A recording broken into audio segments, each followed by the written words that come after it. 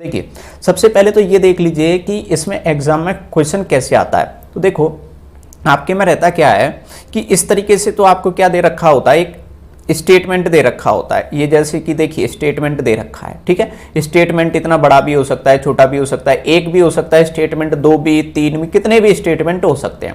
उनके अकॉर्डिंग आपको पूछे क्या जाते हैं, कंक्लूजन पूछे जाते हैं कि फर्स्ट सही है या सेकंड सही है या कौन सा सही है, ठीक है। उसके अकॉर्डिंग आपको कितने ऑप्शन दिए जाते हैं, बैंकिंग में 5 ऑप्शन दिए जाते हैं। ये जो टॉपिक है ओनली बैंकिंग के लिए है, बाकी अदर किसी भी एग्जाम में ये टॉपिक नहीं आता है, तो उस पर बाकी के स्टूडेंट हैं वो फोकस ना करें। तो देखिए फर्स्ट ऑप्शन क्या कहता है, फर्स्ट सही है, सेकंड सही है, इस तरीके से आइदर और, यानी कि या तो पहला सही है या दूसरा सही है, दोनों गलत हैं और दोनों सही है, इस तरीके के ऑप्शन आगे पीछे भी आपको मिल सकते हैं, ठीक है। ये तो थी क्वेश्चन की बात, लेकिन अब करते कैसे हैं। तो देखिए आपको इसमें पहचानना क्या है, ये कह रहा है कंक्लूजन में कि डी बड़ा है किससे, एफ से। अब ये निशान तो आप जानते हो, देखो ग्रेटर देन और स्मॉलर देन और इक्वल, इनको तो मैं समझाने से रहा आपको, है ना, ये तो आप अच्छे से जानते हो, इनका मीनिंग आप अच्छे से जानते हो। तो आपको इस स्टेटमेंट में पहचानना है क्या डी एफ से वाकई में बड़ा है या नहीं है, ठीक है, ये पहचानना होता है। और किसी भी कंक्लूजन को अगर हम सही बोलेंगे तो वो जब ही बोलेंगे जब वो 100% सही होना चाहिए। अगर 1% भी अगर उसमें गलती के चांसेज हैं या और भी पॉसिबिलिटी हो रही हैं तो उसको हम गलत कर देते हैं, ये बात आप ध्यान रखना, ठीक है। लेकिन करते कैसे हैं तो मैं आपको बताऊंगा इसका ट्रिकी मेथड। ट्रिकी मेथड का नाम क्या है, वो है अपना गेट मेथड, ठीक है, यानी कि गेट कॉन्सेप्ट। अब क्या गेट कॉन्सेप्ट कहता है, तो यहां पर देखिए गेट कॉन्सेप्ट हमारा क्या कहता है, थोड़ी देर इसको समझ लोगे तो आपको कोई प्रॉब्लम नहीं रहेगी। जैसे कि ये वाला सिंबल आपको दिया हुआ है या ये वाला दिया होता है, नॉर्मली ये 2 दे रखे होते हैं या तीसरे में इक्वल का निशान दे रखा होता है, ये 3 प्रकार के सिंबल दे रखे हैं।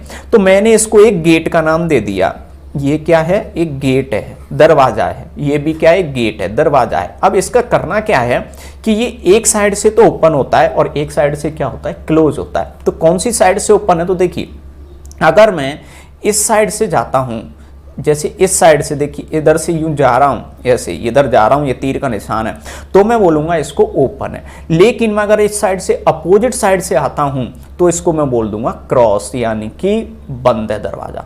समझ में आ गया, यानी कि जिधर ये 2 नोक हैं उस साइड से एंट्री मारते हो तो कैसा है, ओपन है। लेकिन ये सिंगल साइड नोक है, उस साइड से ओपन एंट्री मारते हो तो कैसा है, क्लोज है।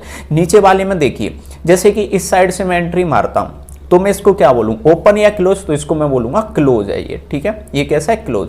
लेकिन मैं दूसरी साइड से एंट्री मारता हूं तो देखिए दूसरी साइड से ये क्या कह रहा है, दूसरी साइड से कैसा है, ये ओपन है। समझ में आ रहा है, ठीक है, क्या मतलब है आपको, यानी कि जिधर 2 साइड है उस साइड से हम बोलेंगे ओपन है गेट, और सिंगल साइड है यानी कि सिंगल नोक है उस साइड से बोल देंगे क्लोज है गेट। इसका मीनिंग क्या है आगे सवाल में देखेंगे।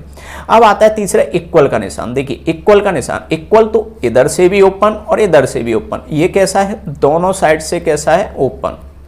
ओपन है कौन सी साइड से, बोथ साइड से। समझ में आया, तो इक्वल में क्यों, क्योंकि भाई दोनों तरफ 2 नोक है तो उसका कोई लॉजिक ही नहीं है। आपको इक्वल तो दोनों तरफ से एक सा ही होता है, एक सा है तो इसलिए वो दोनों साइड से कैसा है, ओपन है। समझ में आ रहा है, ठीक है, क्या मीनिंग है इसका, बस ये गेट का आपका कॉन्सेप्ट समझ में आया। सवाल में कैसे अप्लाई करना है उसको हम देखते हैं। तो देखिए जैसे आपको ये दिया होगा PS और ये निशान दे दिया जैसे कि ग्रेटर देन का, तो मैं इसको बोलूंगा, जैसे देखिए मैंने P को ग्रीन बनाया है, ग्रीन का मतलब है मैं P से अगर इधर जाऊंगा तो ये जा सकता हूं, करेक्ट है। लेकिन S को मैंने रेड बनाया, उसका मीनिंग क्या है कि अगर मैं S से इधर जा सकता हूं तो जाऊंगा क्या, नहीं जा पाऊंगा, गलत हो जाएगा। समझ में आया। अब बात आती है इस प्रकार के सिंबल जिसमें इक्वल का निशान भी है और ये जो ऊपर हमने पढ़ा ग्रेटर देन और लेस देन का, इसका भी है। तो कोई सा भी हो सकता है, लेसर या ग्रेटर, कोई सा भी हो सकता है। आपको दोनों के लिए मैं बता रहा हूँ कॉमन, ठीक है, ये इक्वल दिया है। तो ऐसे सवाल में जब 2 निशान एक साथ दिए जाते हैं तो आपको इक्वल वाला यानी कि ये जो नीचे वाला, इस पर ध्यान नहीं देना है, इस पर ध्यान नहीं देना है। कब ध्यान नहीं देना है, इस पे ध्यान नहीं देना है जब एंट्री मारते हो गेट की। तो देखिए क्या मैं R से इधर जा सकता हूं, तो आप इसके ऊपर के अकॉर्डिंग देखिए, क्या जा सकता हूं, तो मैंने बताया नहीं जा सकता। क्या इधर से T से जा सकता हूं, तो बिल्कुल जा सकता हूं, इधर साइड से ओपन है। समझ में आया इसका क्या मीनिंग है। अब इनमें थोड़ा सा अंतर भी समझते हैं। देखिए इन दोनों में अंतर क्या समझना है, अंतर यहां पर और यहां पर अंतर क्या है।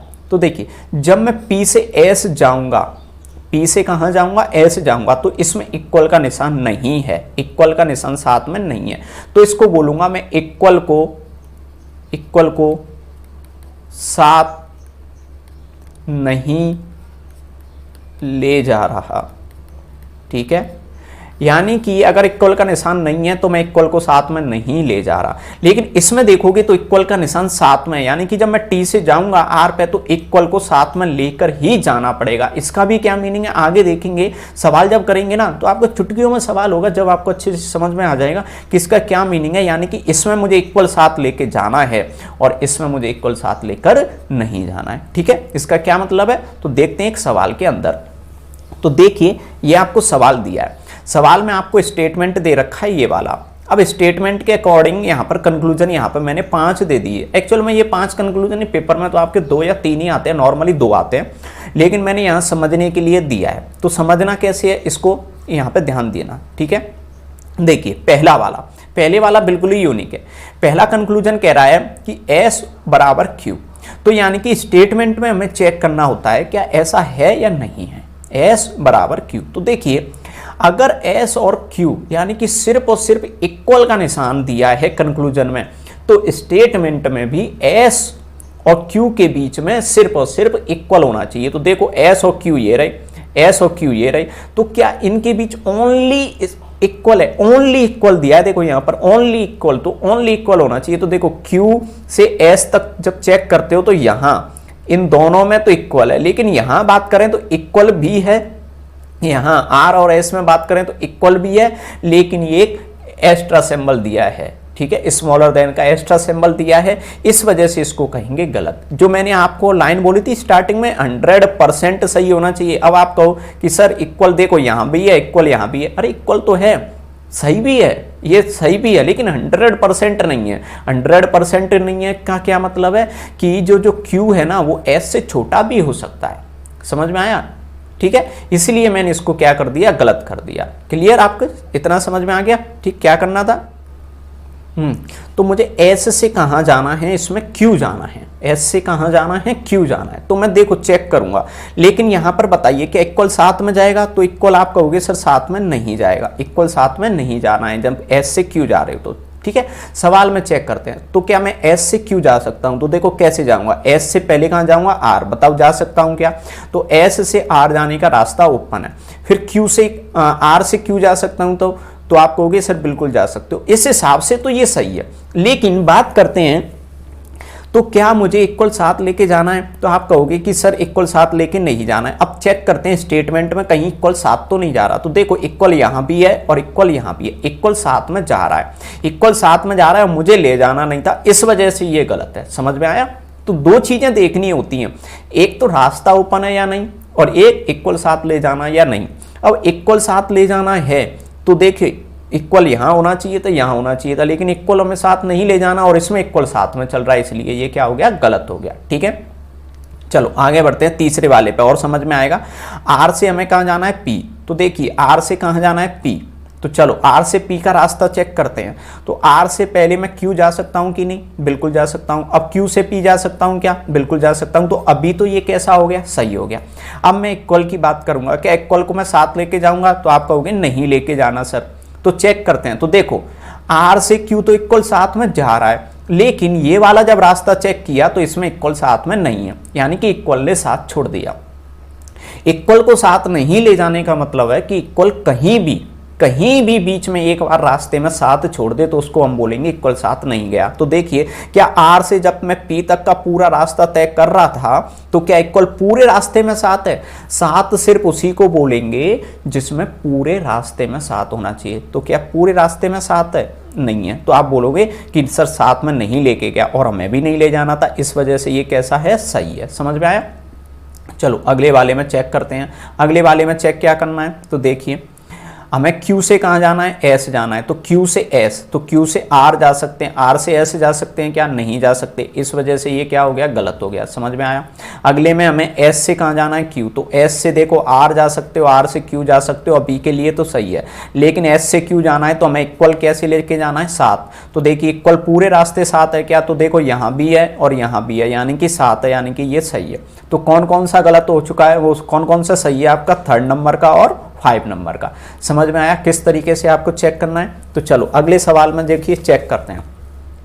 स्टेटमेंट आपको इतने सारे दे दिए, कंक्लूजन आपको 2 दिए हैं। तो देखिए कंक्लूजन में चेक करना है पी से लेकर कहाँ जाना है, एम जाना है। तो देखिए पी तो यहाँ पर है और एम यहाँ पर है, तो ऐसे पी से डायरेक्ट एम तो नहीं जा सकते। तो आप क्या करेंगे, इन दोनों स्टेटमेंट में कॉमन देखो, तो दोनों स्टेटमेंट में कॉमन कौन है, आर। तो इसका मतलब पहले पी से आपको कहाँ जाना, पी से एम जाना है, तो पहले पी से कहाँ जाना है, आर जाना है, और फिर आर से कहाँ जाना है, एम। ठीक है, ये चेक करते हैं। अब इक्वल का क्या है, तो बताओ इक्वल साथ लेके जाना है क्या, नहीं ले जाना। तो रास्ते में इक्वल कहीं भी एक जगह भी साथ छोड़ दिया तो उसको बोलेंगे कि इक्वल साथ नहीं गया। तो चलो चेक करते हैं। देखिए पी से मैं आर जाता हूं, तो पी से पहले क्यू जाऊंगा तो जा सकता हूं, और देखो इक्वल यहीं पर हट गया। जब इक्वल हट गया तो इक्वल की प्रॉब्लम सॉल्व खत्म। ठीक है, यानी कि इक्वल हमें साथ नहीं ले जाना था, जब स्टार्टिंग में ही नहीं चल रहा है तो आगे आए नहीं आए उससे कोई लेन देन नहीं है, अट गया ना, तो अट गया। तो अब बस ये देखो रास्ता क्लियर है क्या, पी से क्यू, क्यू से आर बिल्कुल ओपन है, और आर से एम बिल्कुल ओपन है, ये करेक्ट हो गया। समझ में आया किस तरीके से बस करना था। ठीक है, इतना ईजी था।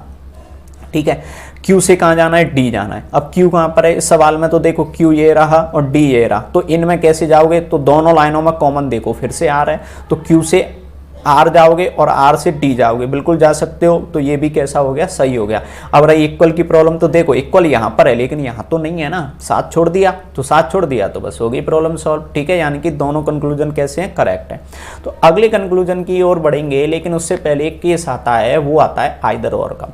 ठीक है, इससे पहले बाकी के मैंने बताया वो बिल्कुल वैसे की वैसे ही होते हैं, लेकिन मैंने ऑप्शन नंबर जो 3 पढ़ा था ना, आपने स्टार्टिंग में देखा होगा, वो कौन सा था, आइदर और कंडीशन। आइदर और कंडीशन क्या कहती है उसको हम देखेंगे अब आगे। ठीक है, चलो।